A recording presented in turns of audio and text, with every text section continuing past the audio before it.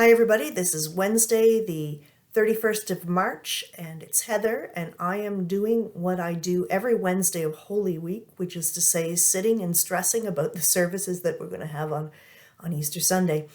Easter is the most important high holy day of the entire Christian year.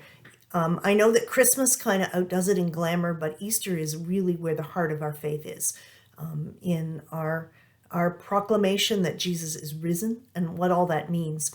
And my whole entire life, I have struggled with a tension between what my traditional faith has told me about it, what it means, and what in my heart I feel that it means. Because I've done a lot of thinking about this over the years, a lot of experiencing, and a lot of real work to figure out what makes Easter credible to my technological scientific world and my training and my upbringing and all that kind of stuff. That one of the challenges I think with Christianity is that because so much of the thinking of Christianity comes from a pre-modern world where people understood that the world was alive with spirits of various kinds of things, spirit of God, the spirit of demons.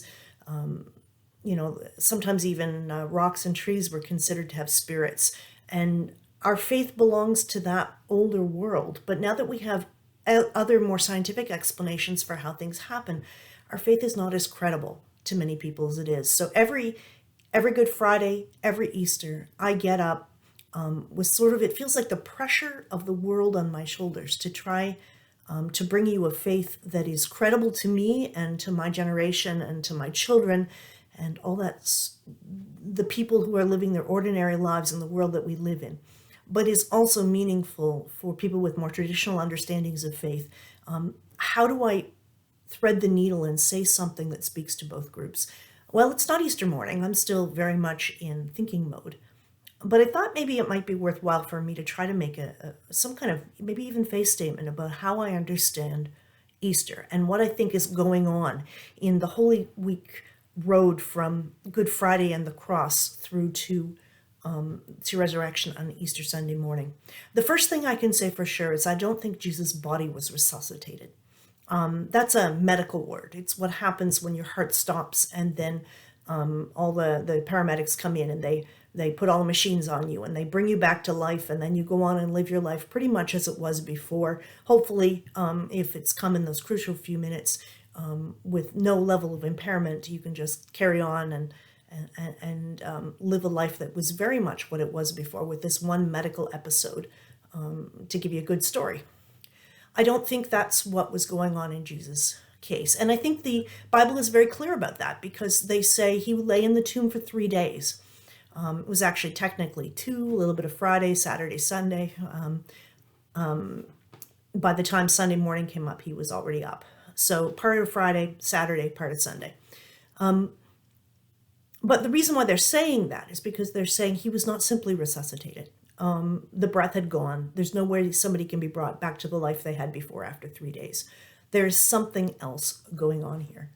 And I really think that the something else that is going on there's many ways to understand it, but this is mine. What's going on there is that the story of something which dies but comes back in a new form is a story of our humanity. Over and over again, we walk the road where something happens that causes the world that we had before to end. And sometimes it's a happy thing, like, for instance, if you have a new child, the life you had as a non-parent is done, and you are now into a new life as a parent, which looks a little like the old life, but really isn't. I walked that road myself when I walked a couple of times through the road of miscarriage, that I was looking forward to being a parent, and then I had a miscarriage. And what I discovered at the other side of it was that I was not going to be a parent, and I was not the same. And I learned a lot of stuff about myself that was very hard to learn.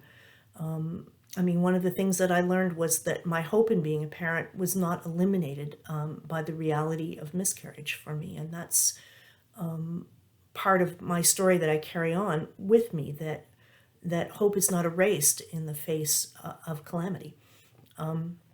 And that's something I didn't know before I went through miscarriages, and now I do. And I think that when we walk through a kind of situation, I mean, one of the ones that I know that other people have walked through and told me about is the story where you, for instance, are working for a job and it's something that you thought was going to be your be-all end job. And then what ended up happening is that the workplace became intolerable, or a new boss came in, or your priorities changed, but you still hold on to the job because you need the security and you need the income and your family is depending on you. And you get more and more weighed down with the weight of that. And then one day you just say, I can't do this anymore. I'm going to destroy myself. And you quit. And then I talked to somebody who this has happened to a year later, and they say, I don't know why I didn't do it sooner. It's like I have a new life. So these kinds of stories of letting go of something we thought we couldn't live without, and then finding new life on the other side of that, are all resurrection stories. They are death and resurrection. And they're not literal. But the story that sits behind them of death and resurrection is very, very real. And I think that's what's happening in a more cosmic sense in the story about Jesus. And there are many ways to understand that story. But all of them, what they come to is to say that God has taught us through the death and resurrection, the experience that the disciples had, that Jesus undeniably died and was taken away from them, and then undeniably lives and still lives within their community, is a large cosmic way of saying this is our story. That death exists in the world, but God has shown us through Jesus' continuing existence within our community that death is not God's last word for the story, that God desires life. And that sometimes the only way we can learn that is ourself to let go of something we thought we could not lose, and then come out the other side and discover this new life that is waiting for us. I don't know whether or not that satisfies your religious need for Easter, but I know it's a better story for my work than Jesus has conquered death and we'll have a little celebration and then we'll move on into life very much as it was before. I think that if we're going to be Easter people, what we have to realize that part of the story is our transformation. It's that the story changes us. And when you go through something like that, you're never the same again. And that change brings us closer to our true self, further away from what our society demands and says that we have to be, and much closer to our true selves. And I think if we walk that road of transformation, of loss that transforms, of a letting go that brings new life, we'll be much closer to the Easter people that Jesus has always called us to be. Happy Easter, and we'll see you on the other side.